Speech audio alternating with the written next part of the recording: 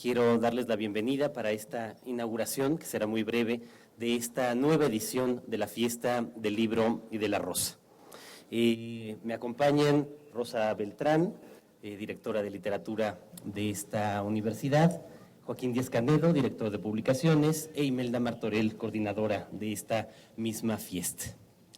En primera instancia tengo que hacerles un anuncio importante. El día de ayer, Héctor Abad, este gran escritor colombiano que inauguraría después de estas palabras las actividades de esta fiesta, tuvo un retraso su vuelo, perdió la conexión en Bogotá y no va a alcanzar a llegar en este momento. Lo que nos ha obligado entonces a hacer unos cuantos ajustes que yo quería comentarles. El día de mañana entonces vamos a tener aquí en este foro, en primera instancia, a los hermanos Juan Carlos y Pablo Rulfo, a los que les agradezco particularmente que hayan accedido a estar con nosotros en esta fiesta y en estas actividades en torno a los 100 años del nacimiento de Juan Rulfo. Posteriormente, a las 12 entonces, Héctor Abad dará la charla que tenía pensado dar el día de hoy aquí, lamentablemente por este retraso en los vuelos. Y la mesa que estaba organizada originalmente para las 12 del día de mañana, en la que escritores nacidos en los años 70, Guadalupe Nettel, Antonio Ortuño y Emiliano Monge, también hablarían sobre Juan Rulfo, pasará entonces a las 5 de la tarde. Estos son los ajustes que tendremos derivados de este contratiempo en los vuelos de Héctor Abad. Les pedimos una disculpa, pero es algo que evidentemente escapa al control de todos nosotros. Ya propiamente para dar inicio a las actividades, simplemente querría hacer una breve reflexión sobre esta fiesta que nos convoca, y posteriormente haríamos un breve recorrido precisamente por las distintas áreas que tiene esta Fiesta del Libro y de la Rosa aquí en el Centro Cultural Universitario.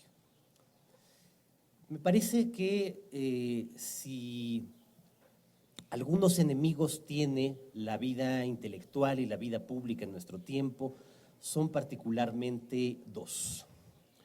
Aquellos personajes públicos que siempre mienten, y aquellos que creen tener verdades absolutas.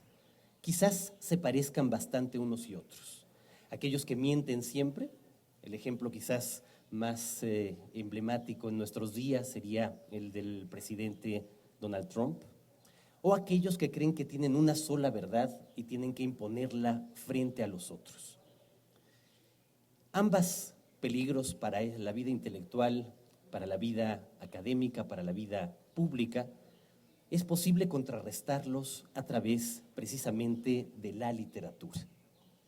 Hoy estamos aquí porque se ha dado esta coincidencia, un tanto artificial porque los calendarios eran distintos, pero que ha hecho que sepamos que el 23 de abril, día de San Jorge, sea en donde hayan coincidido las muertes de William Shakespeare y de Miguel de Cervantes. Y a partir de ahí, el 23 de abril ha quedado establecido como el Día Internacional del Libro, y en Cataluña en particular se ha acompañado esta tradición con la rosa. Por eso el nombre de esta fiesta que nos convoca aquí durante estos días. Justo son Cervantes y Shakespeare en la modernidad quienes han sido los responsables de dar vida a través de la literatura a esas zonas de ambigüedad, a esas sutilezas y contradicciones del alma humana que tanto nos representan. Si pensamos claramente en el Quijote, Cervantes tuvo el genio, del que quizá ni él mismo era tan consciente, de crear un personaje que al mismo tiempo está loco y es cuerdo. Es un loco cuerdo o un cuerdo loco, y uno podría discutir durante horas realmente en dónde está el Quijote en este sentido. Esa facultad de imaginar algo tan contradictorio, algo aparentemente imposible, que es esta simultaneidad de la locura y la cordura, es lo que le da la gran modernidad a la obra de Cervantes. Con Shakespeare ocurría lo mismo. Macbeth era al mismo tiempo un hombre ambicioso y tiránico que no dejaba de tener remordimientos frente a lo que hacía, por no hablar de la figura más clara de la modernidad en cuanto a la duda, que es el personaje de Hamlet. En la tradición de la lengua española, de nuestra lengua, aparece justamente esa ambigüedad, esas zonas grises, esas zonas intermedias en la obra de Cervantes. En la novela moderna aparece justamente ahí y por eso se convierte en el espacio central de reflexión de su tiempo. Pero en la lengua española parece que esto queda olvidado durante al menos 3 siglos. 3 siglos durante los cuales en España prevalece de nuevo el dogma, la verdad absoluta del imperio y de la religión católica, frente a esa idea de ambigüedad y de verdades nunca absolutas, sino solo relativas, presente en la obra de Cervantes. Y en la lengua española no será sino hasta el siglo XX, particularmente en su segunda mitad, donde reaparezca esta ambigüedad cristalizada en el centro de lo literario.